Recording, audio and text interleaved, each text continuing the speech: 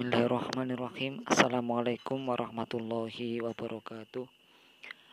Apa kabar semua Bapak Ibu berada? Semoga kita semua selalu dalam lindungan Allah Subhanahu wa Ta'ala. Amin ya rabbal alamin. Di video kali ini mengenai prediksi soal P3K kompetensi teknis PAI untuk persiapan seleksi tahap 2 nanti. Karena tahap 2 sudah dekat sekali ya, tinggal menghitung hari ya, karena sudah dekat sekali menghitung hari itu ya.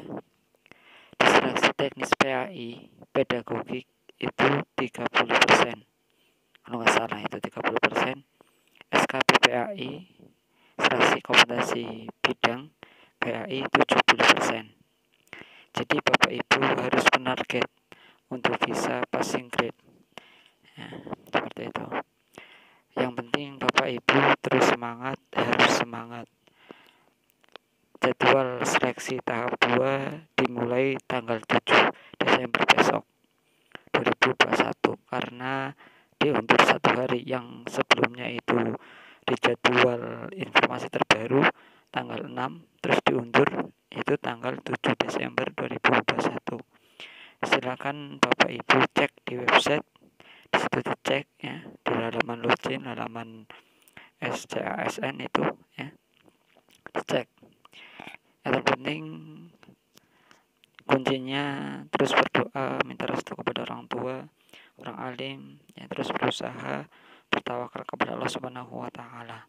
Semoga apa yang Bapak Ibu usahakan, apa yang Bapak Ibu inginkan ya, semoga Allah Subhanahu wa Ta'ala mengabulkan. Amin ya rabbal alamin. Baik, langsung saja sebelum dimulai dari nomor 1, marilah berdoa terlebih dahulu. Bismillahirrahmanirrahim. Rabbi zidni ilma warzuqni fahma. Amin ya rabbal alamin. Mulai dari nomor 1. Secara etimologis, hadis mempunyai beberapa arti. Di antaranya yaitu A. Dekat, B. Perintah, C. Acara, atau D. Aturan. Silakan Bapak Ibu pahami ya, untuk diingat ya, menghafal ya. Semoga di tes tahap 2 nanti keluar ya.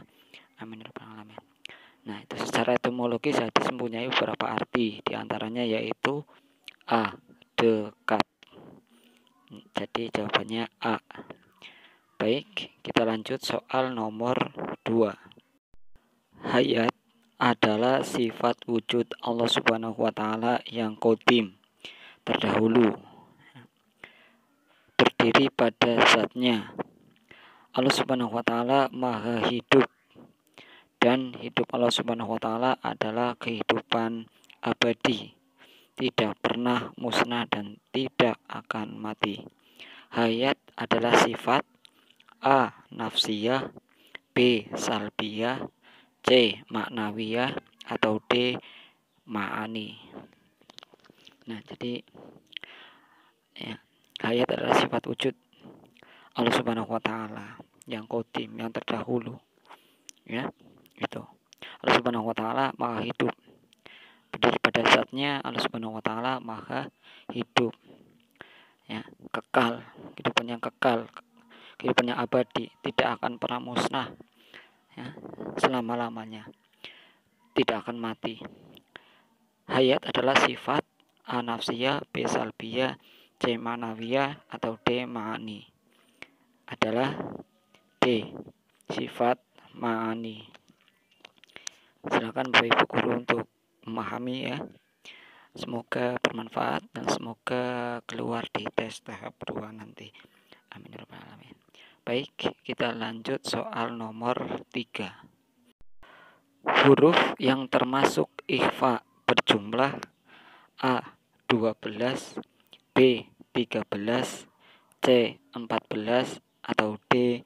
15. Silakan, pastinya Bapak Ibu guru tahu ya Sudah paham ya ini ya? Ini tajwid. Ya, silakan Bapak Ibu guru untuk memahami, menghafal ya. Jadi huruf ikhfa itu berjumlah 15. Jawabannya D. Ya. Silakan Bapak Ibu guru untuk memahami ya dari soal-soal ya, untuk diingat ya, itu. Baik, kita lanjut soal nomor 4. Menurut ulama sufi, suatu keadaan luar biasa yang diberikan oleh Allah Subhanahu wa taala pada para walinya disebut A. Mukjizat, B. Maunah, C. Karomah, atau D. Hidayah. Silakan Bapak Ibu guru untuk memahami ya, menurut ulama sufi. Nah, suatu keadaan yang luar biasa yang diberikan oleh Allah Subhanahu wa taala kepada para wali. Ya, itu. Ya. Silakan Bapak Ibu guru untuk memahami ya. Disebut apa? Apa mukjizat, apa maunah, apa karomah, apa hidayah. Nah, itu ya. Itu. Silakan untuk memahami ya, pastinya sudah paham ya. Jadi disebut karomah. Jawabannya C. Baik, kita lanjut soal nomor 5. Sebagai pengganti sistem bunga, maka Bank Islam menempuh cara-cara berikut kecuali. Nah, jadi sebagai pengganti sistem bunga ya, maka Bank Islam menempuh cara-cara apa ya? Cara-cara berikut. Di sini kecuali A. Mudorobah, B. Rente, C. Syirkah, atau D. Wasiyah. Ya, silakan Bapak Ibu guru untuk mengingat ya, menghafal ya di situ. Jadi sebagai pengganti sistem bunga, gitu ya. Nah, seperti itu. Kecuali berarti yang B. Rente. Semoga bermanfaat dan semoga keluar di tes tahap 2 nanti. Amin ya rabbal alamin. Baik, kita lanjut soal nomor 6. Kedudukan Al-Quran dalam Islam adalah sebagai sumber hukum umat Islam dari segala hukum yang ada di bumi. Sebagaimana firman Allah Subhanahu wa taala di dalam Al-Quran surat A. Quran surat Al-Baqarah ayat 59, B. Quran surat Ali Imran ayat 59, C. Quran surat An-Nahl ayat 59, D. Quran surat An-Nisa ayat 59. Silakan Bapak Ibu untuk memahami ya. Jadi Al-Quran ya, dalam Islam ya, sebagai sumber hukum dari segala hukum ya, gitu aja kuncinya di situ. Sebagai sumber hukum umat Islam dari segala hukum itu dalam Quran surat apa ya? Apa Quran surat Al-Baqarah ayat 59, apa Quran surat Ali Imran ayat 59, apa Quran surat An-Nahl ayat 59, atau Quran surat An-Nisa ayat 59. Jadi jawabannya C. Quran surat An-Nahl ayat 59. Bapak Ibu untuk terus memahami ya, untuk menghafal ya. Semoga keluar di tahap 2 nanti. Amin. Dan semoga bermanfaat bagi kita semua. Amin. Nah, karena tes tahap 2 ini sudah sangat dekat ini, tanggal berapa? Ya, 3, 4, 5, 6. Ya, itu tesnya ya. Nah, itu menurut informasi yang terbaru, jadwal seleksi P3K tahap 2 diundur tanggal 7. Silakan Bapak Ibu untuk mengecek kembali ya, browsing mengenai informasi ASN, CASN itu P3K ya. Nah, itu diundur ya. Nah, sepertinya itu diundur. Silakan Bapak Ibu guru bisa mengecek kembali di situ ya, di websitenya SCASN ya, itu di situ. Baik, kita lanjut soal nomor 7. Dalam kehidupan berbangsa dan bernegara, kita dianjurkan mempunyai sikap toleransi terhadap pemeluk agama lain. Dalil Al-Quran tentang toleransi beragama terdapat dalam surat A. Quran Surat Al-Kafirun, B. Quran Surat Al-Humazah, C. Quran Surat At-Tin, atau D. Quran Surat At-Takasur. Nah itu, jadi toleransi ya. Dan juga kita mempunyai sikap toleransi terhadap pemeluk agama lain ya. Bertoleransi dalam kehidupan berbangsa dan bernegara, kita itu dianjurkan untuk bertoleransi terhadap pemeluk agama lain, terhadap agama lain ya. Seperti itu. Nah, dalil Al-Quran mengenai toleransi beragama dalam Quran Surat Al-Kafirun ya. Silakan Bapak Ibu guru untuk memahami ya. Ini di materi kelas 6 ini, materi SD. Karena P3K itu ya, untuk teknis PAI ya, pedagogik 30%, SKB PAI itu 70% sepertinya itu ya. Atau 70 atau 80 atau 60 ya. Silakan ya. Itu 30% pedagogik, 70% itu SKB-nya ya. Misalnya PAI ya, Penjaskes itu ya. Itu ya. Karena passing grade dari PAI, guru PAI itu diturunkan menjadi 275. Yang tadinya 100, yang tadinya itu 325 diturunkan menjadi 275. Maksudnya menjadi 275. Jadi ya, dari pemerintah ya menurunkan passing grade-nya itu ya. Totalnya jadi dari teknis PAI, dari P3K PAI untuk guru PAI itu passing grade-nya 275. Itu silakan Bapak Ibu untuk mengecek ya, untuk mencari informasi-informasi selanjutnya. Baik, kita lanjut soal nomor 8. Perkembangan ilmu pengetahuan pada masa Bani Umayyah meliputi 3 bidang, yaitu bidang diniyah, bidang tarikh, bidang filsafat. Itu ya. Dari perkembangan ilmu pengetahuan pada masa Bani Umayyah meliputi 3 bidang, bidang diniyah, bidang tarikh, bidang filsafat.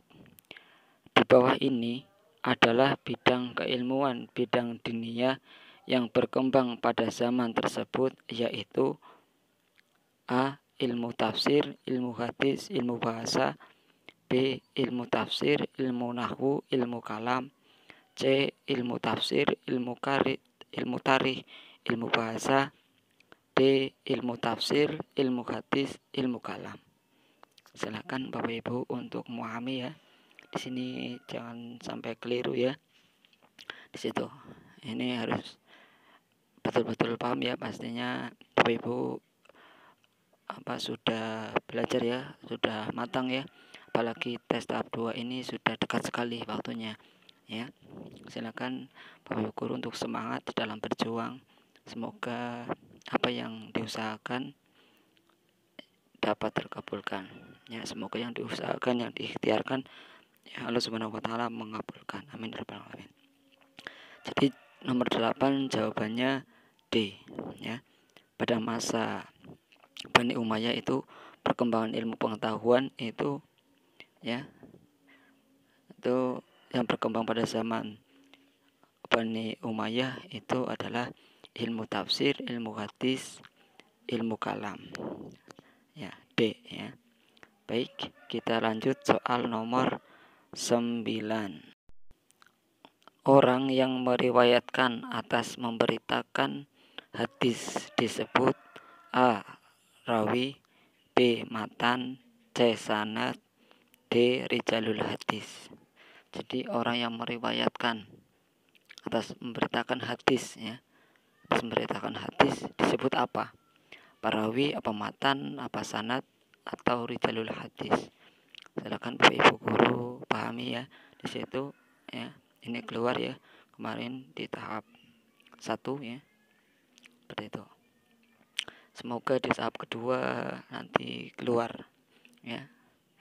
Ya, seperti itu. Amin ya rabbal alamin. Ya. Yang penting Bapak Ibu guru untuk terus semangat ya dalam berusaha, berdoa ya, bertawakal kepada Allah Subhanahu wa taala. Ya. Jadi nomor 9, orang yang meriwayatkan atas memberitakan hadis disebut A. Rawi. Baik, kita lanjut soal nomor 10. Peristiwa yang terpenting yang telah dilakukan oleh Salahuddin Al-Ayyubi antara lain kecuali A. Pertempuran Safuriyah, B. Perang Siffin, C. Pertempuran Hittin,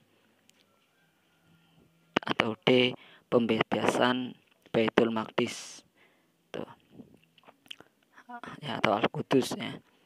Itu peristiwa yang terpenting yang telah dilakukan ya oleh Salahuddin Al-Ayyubi ya, antara lain kecuali apa pertempuran Safuriyah atau perang Siffin ya, apa pertempuran Hittin atau pembebasan Baitul Maqdis ya.